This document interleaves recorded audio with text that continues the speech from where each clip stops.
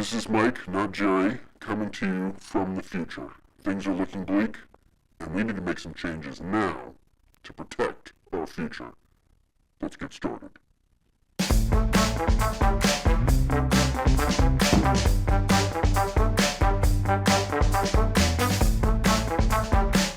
Welcome back for another Real Talk. It's just you and me talking about some serious issues that are going on in the world. And today we're going to be talking about a pretty hot topic, and that is artificial intelligence in art. Now, artificial intelligence is something that's been around for years now, and it's only getting smarter. It's only going into more things, more industries.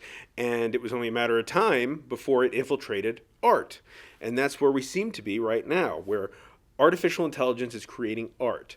And what does that mean? What does that mean to artists? What does that mean to art suppliers? And what does that mean to the value of art when a machine can do it, right? So to keep us from going down a rabbit hole, because there are so many different facets, we decided to do a poll on Facebook and on Instagram to kind of get your feedback as to what concerns you about AI in art and AI making art. So some of the biggest issues that we read in the comments and the various polls that we did is that what will that mean for the value of your art?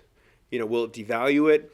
And a huge amount of people worrying about plagiarism, copyright, people passing off the AI art as if it's their own, not getting compensated for their art. So I'm going to try to talk to a lot of these things. There's no easy answers. There's no clear-cut answers per se, but I can share my opinion and see if we can try to make some sense of this world where now machines are making art. Now, first I got to give you guys some bad news right off the bat. And this is just reality. It has nothing to do with artificial intelligence. It has to do straight with copyright law. I know you're all falling asleep right now as I say the words copyright law. Bottom line with copywriting, you cannot copyright a technique. Yeah, that's right. If you have a particular style that you paint in, you can make the painting, you can copyright the painting, but the style that you create, whether it's something from Picasso's Cubism to Bob Ross's wet on wet technique, there is no copywriting of a technique. So the style of your art, that's not protected. Now, with that being said, there is another side to that copyright law, and that is to be copyrighted, you have to be human. There is no laws protecting artificial intelligence and the art it creates.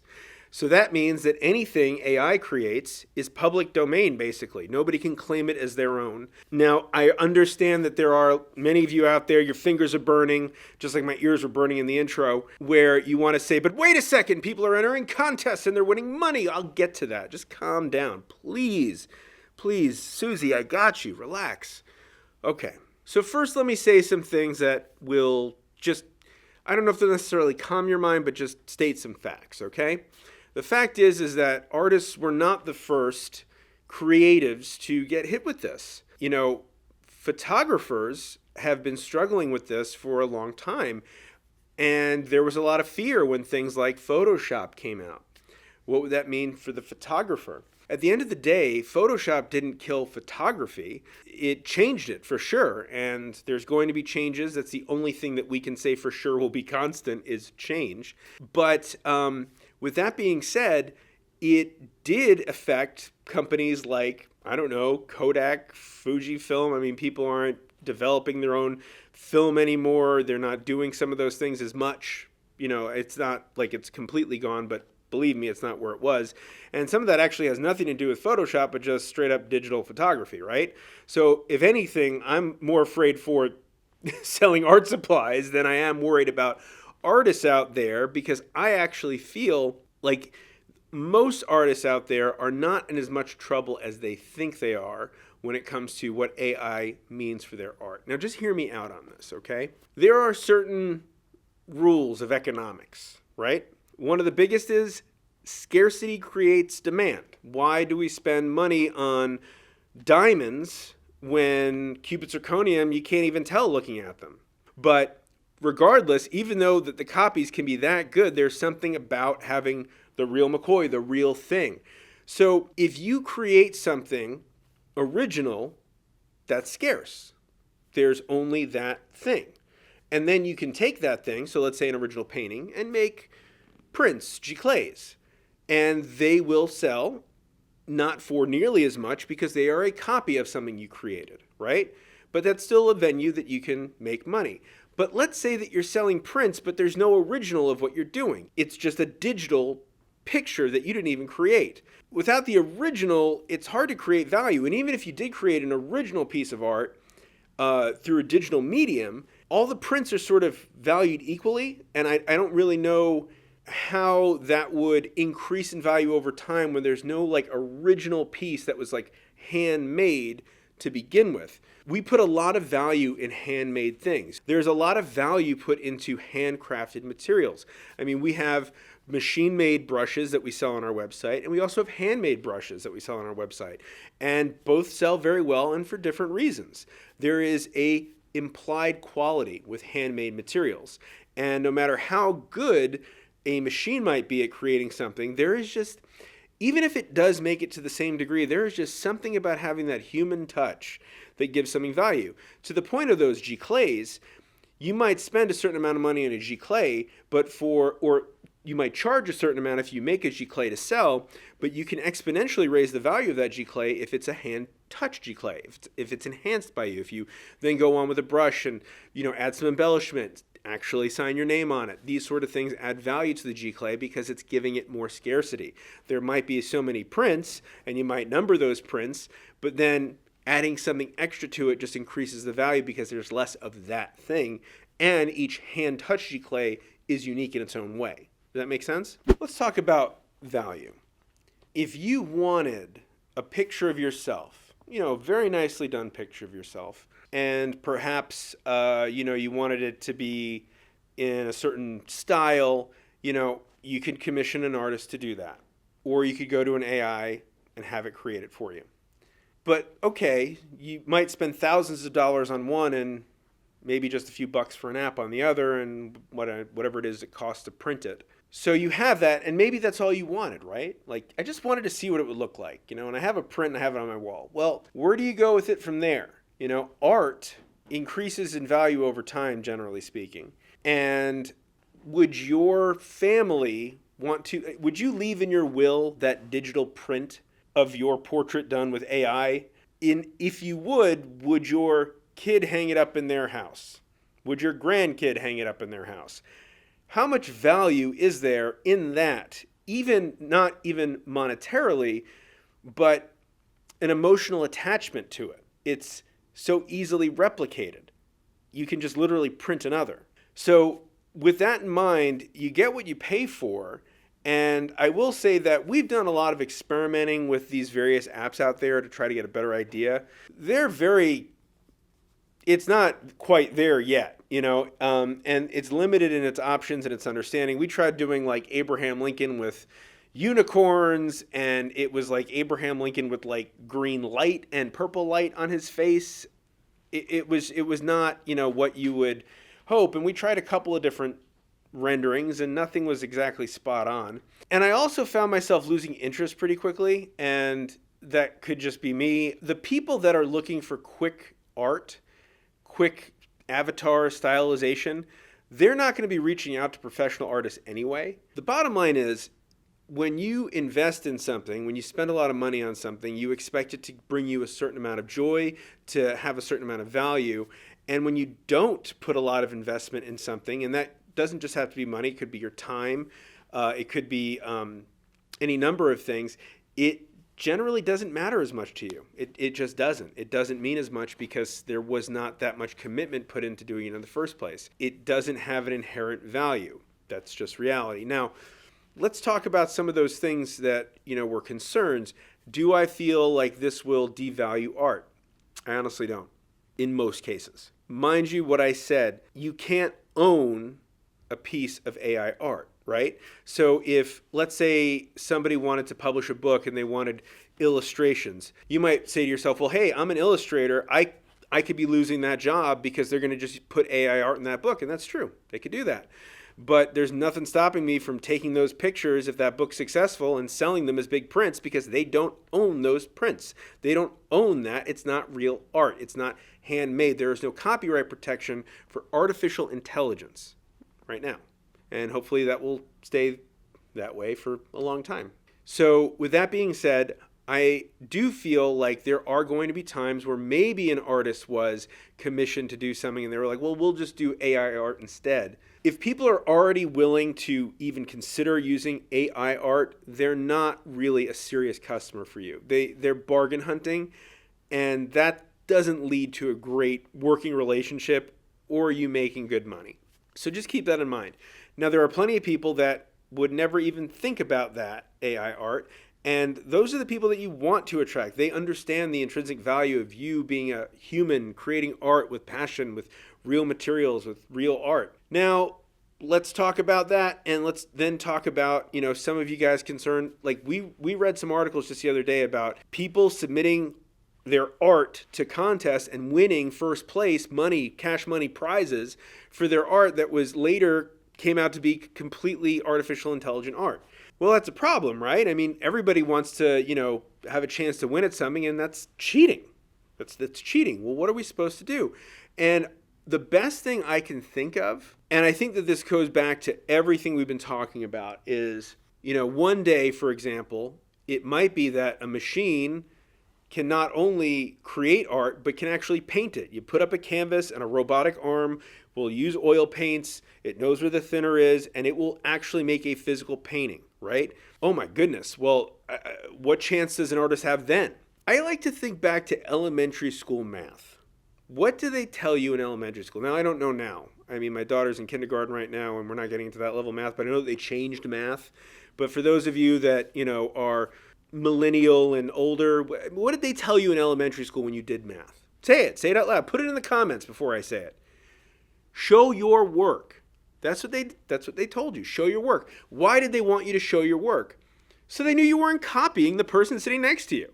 So that they knew that you understood the process of how to derive that number, the division, the multiplication, the algebra, whatever it is. And honestly, in my opinion, the best way to counteract artificial intelligence art is to raise awareness of it, making sure more and more people know that this is something that is out there, and demanding, if you are going to purchase something that looks like it's digital art, to see proof of work, show your work.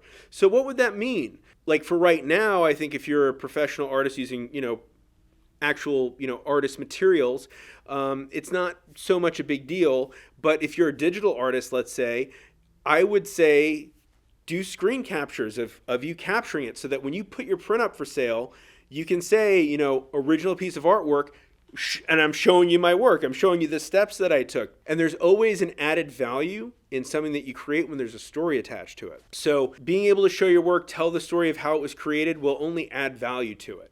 And I really don't feel like we should worry too much about AI art in terms of it devaluing it. We could look at it more as a tool to help us. Look, we've done tons of videos on creative burnout or creative block or, what should I paint? What should I draw?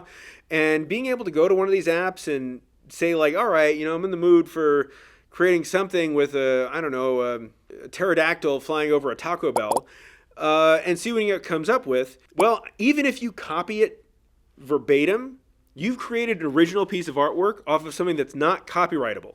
So that is your original artwork, and nobody can take that away. If you literally trace it and then color it and paste it and put your name on it, that's completely legal and fine, and you've created original artwork. You have not stolen from anybody. Now, more than likely, though, whatever is created will, at best, inspire you, and then you will take that essence and make it your own. And that goes back to not being able to copyright a technique, right?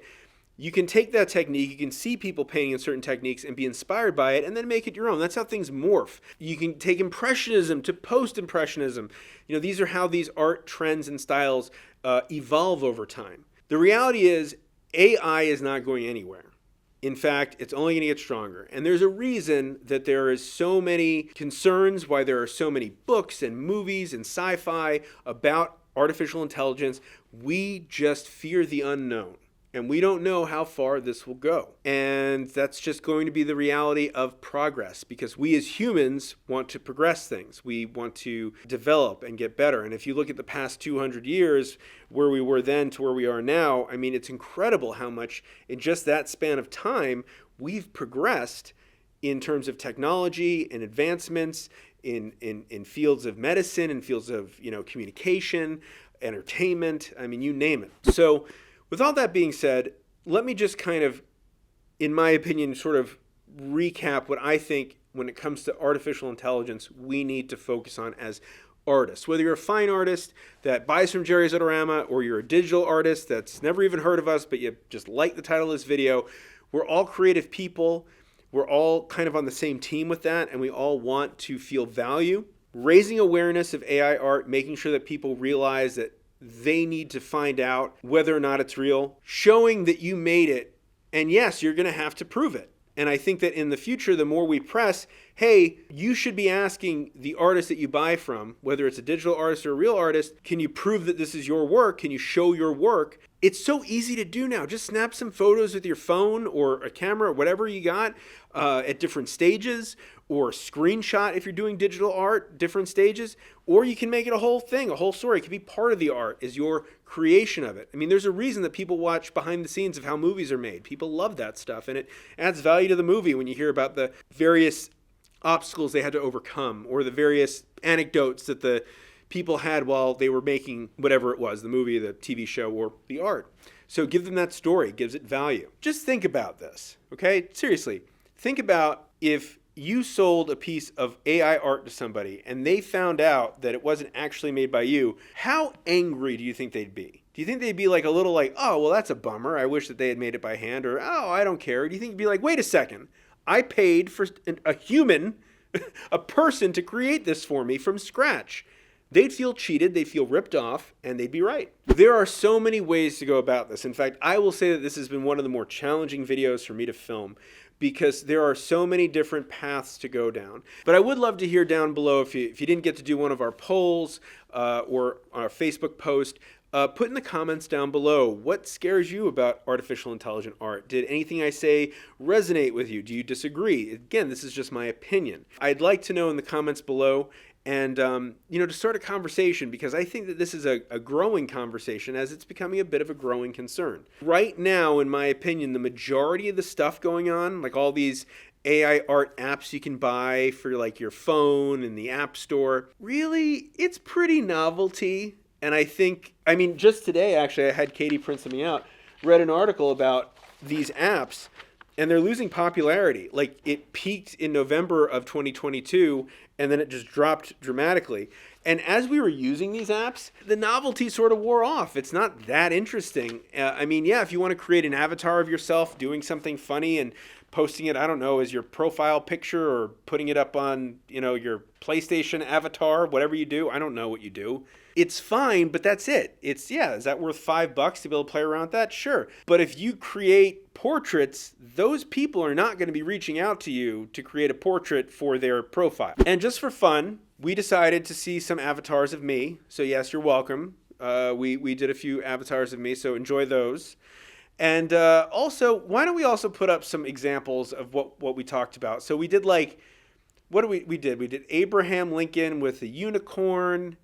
We did, Michael Jackson on the Empire State Building. So we're just going to show you some examples of things that popped up when we searched those. And then we did it again, right? There's also sort of limited options, especially right now, of what they're going to figure out with the same keywords. So being able to communicate to an actual person, being like, well, I'm looking for Michael Jackson on the Empire State Building, which, great, good for you. I think I'm the only one in the world that would have come up with that combination. And then you could say, oh, but could you make it at dusk? I'd like the light coming from behind. I'd like it to be done in sepia. There's so many little things that you can do. You can also kind of ask for, the emotion, the tone. These apps are limited. Now, again, progress will be made. These things will get better. I'm not discounting that. Anyway, Please be sure to like this video if it was helpful to you. Subscribe to our channel if you want to hear more about art, art supplies, art techniques, etc., etc. And ring the bell to be notified for when we have new videos posted. We're doing them all the time. And yeah, I hope this was helpful to you. I hope to start a conversation and to continue that building awareness of it. So yeah, that's just my piece. I don't know how long this video is going to be. I apologize. Like I said, there's a lot of different rabbit holes we can go down. But it's a pretty serious topic, and I don't want to take it too lightly. But I do think it is worth the conversation. So thank you so much, and I will see you in the future. No, the past. I'm in the past. I was in the future, but I was coming from the future. Turn the lights off, Bing. Let's do the closing that way. Yes, here we are. So thank you for taking these steps, for showing your work, for raising awareness. The future is much brighter, as you can see by my ears.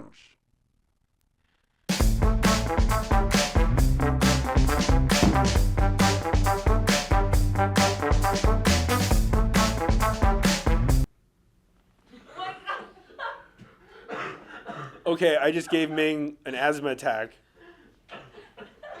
I don't know what it looks like, but with your reaction, it cannot be flattering to me.